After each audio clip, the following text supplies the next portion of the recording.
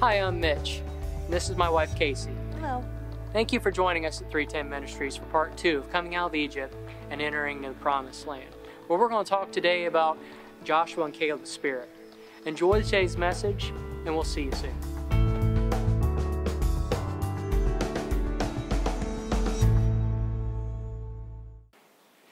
So, another thing I want to go over in this message is the Caleb and Joshua spirit. Caleb was from the tribe of Judah, and Jesus was from the tribe of Judah, and we just went over that. But by setting a budget, we're making a promise to God that we're going to be wise with what we have. Now, the first thing in your budget should always be the tithe. The tithe is a very important thing, and it brings a blessing. If you haven't tithed before, and I'm going to segue into a little section here. To tithe, you're making a commitment to God first. You're deciding that when you put that 10th down and you're bringing it to your church, that you have said to God that I'm going to allow this money to be in your house, and I'm going to expect you to bring me a blessing. Now, in Malachi 3:10, it speaks about God bringing a blessing and blessing your finances, making their windows of heaven pour down a blessing upon you and giving you more than contain, shaken up, pushed down, and overflowing. The tithe is what brings a blessing. In Deuteronomy 28, the blessings of God's are the following commands. There's actually 12 blessings. It kind of has that same feel of 12 tribes, right? 12 blessings. 4 of these blessings is set you high above all nations. And what does that mean in self? Because, we're not going to be president because we just start a budget and we tithe, right? Set you high above all nations. It's going to give you favor. When you tithe, you're going to have favor with your leaders, your bosses, people around you in your community. Because once you start doing the budget and you can tell somebody, I've started a budget and I've stuck to it and I've paid this bill off, or I'm not worrying about money. That's your testimony. That is that testimony that people are going to see and hear from you and be excited about. Can I do that? Or, I've had so many people that I've kind of been mentors in my life come up to me and say, I'm proud of you, Mitch. I'm proud of what you did overcoming that.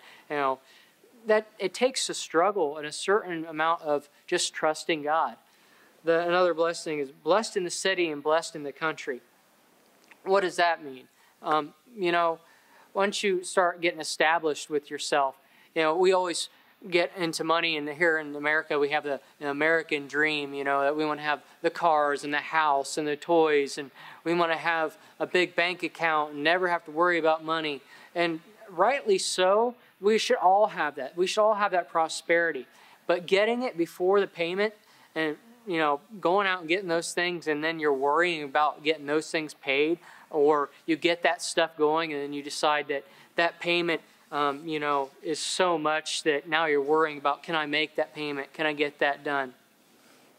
These things are where we're worrying and getting stressed about. But blessed in the city and blessed in the country, it means the things that you have, people are going to look at you and be excited about what you have and what you've done in your life. You may not have the fanciest car. And that's, for us, that was one thing that we didn't do. We didn't go out and buy the most fanciest car. When we first got married and we started this budget and we started doing this envelope system, I had a very basically falling apart car. It wasn't horrible. It got me to A to B, but it wasn't the best car. And I stuck with it. We decided that we're going to get everything taken care of the best we could before we went out and purchased a car. Plus, it just wasn't in the budget, but it was a sacrifice because I really would like to have something better. But at the time, it was just what we had, and we knew it could get me to A and B. I was driving through winter without any heater in the car. Went to Walmart and bought a little ceramic heater and put it in the window and just had a big enough space to see out of. And I can remember times it was so cold that didn't do anything. I was sticking my head out the window, driving along, finding, the road just so I could get to work. But I was diligent in what I did. We were diligent together, me and my wife. We made sure every week we sat down and we prayed over the envelopes. We paid our tithe no matter what. and God blessed us. And as we paid our tithe, we always set a belief for our tithe. We had a little notebook. We put our amount of the tithe we had in it, and we put down there, what could we believe for? We believe for healing. We believe for our debt to be paid off by a certain date. And I can remember we were believing like 6 months it'd be paid off, and we trusted God, and we believed, and it didn't happen. But we didn't give up. We stayed diligent with what we had going on. And as time went on, year went past, we seen the effort, we seen what we had happening, but we just went another 6 months, and we were wondering, God, we've been believing what's going to happen, but it hasn't happened. But we stayed diligent. That's what God asked you to do, is stay diligent. And, that's going to get you blessed in this city. Increase of herds and cattle. As we went on with our envelope system, we did have an increase of herds and cattle. We actually got pregnant, and we had a son come along, and we decided that the house we were living in was not big enough. So we decided we were going to move, and we looked for another place, and we did. We found another place, and we were actually able to pay less rent than what we had. And we loved where we lived in, but the first night we were there, oh my gosh, it was horrible.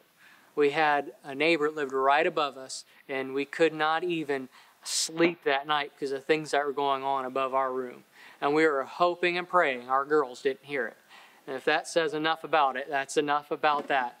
And we, decided that we needed to have room for our other daughter. So we decided to take our living room and section it off, and we got some wood set up, and it was like fake walls, they were held up by themselves. And we made a room for our other daughter. And it worked well. We lived there for roughly about 6 months, and now the whole time we're doing this envelope system, being diligent. But we're hating where we're at. God, we can't stay here. We're praying, we're believing for something else. Well, finally, right about roughly 2 years, we're hitting that mark where we're almost done with our debt, and we decide, we can make it through this. And we can start looking for another home.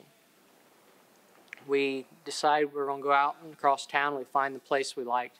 And it was a small house from the outside, but we'd seen it before. And we thought, we can't live there. It's too small. But we decided we were going to take a look at it anyway. We got in there, and it was just right. 4-bedroom home, 1 bedroom for each of our kids, bedroom for us, huge living room. It's right where we're living now. But it was another $300 on top of what we were paying a month for rent. Well, by this time, we were able to get that done.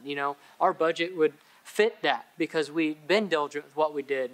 And that was a blessing in our city, in our country, because we were able to move to where we wanted to move. And I can remember the day we were getting there, because this was a moment where it really struck home with me that God had blessed me. We went and looked at the house, and we talked with the landlord, and he showed us a place, and we said, okay, well, let us go back home, and we'll talk about it, and we'll decide if we want to do this house. And we were home for maybe an hour. It was like, we really like this house. We got to go get this house.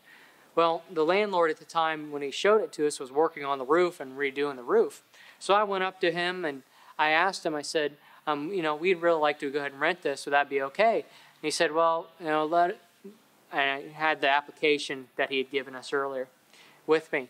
And he said, I'll take the application from you, but I have another couple wanting to look at it, and then we'll get back with you.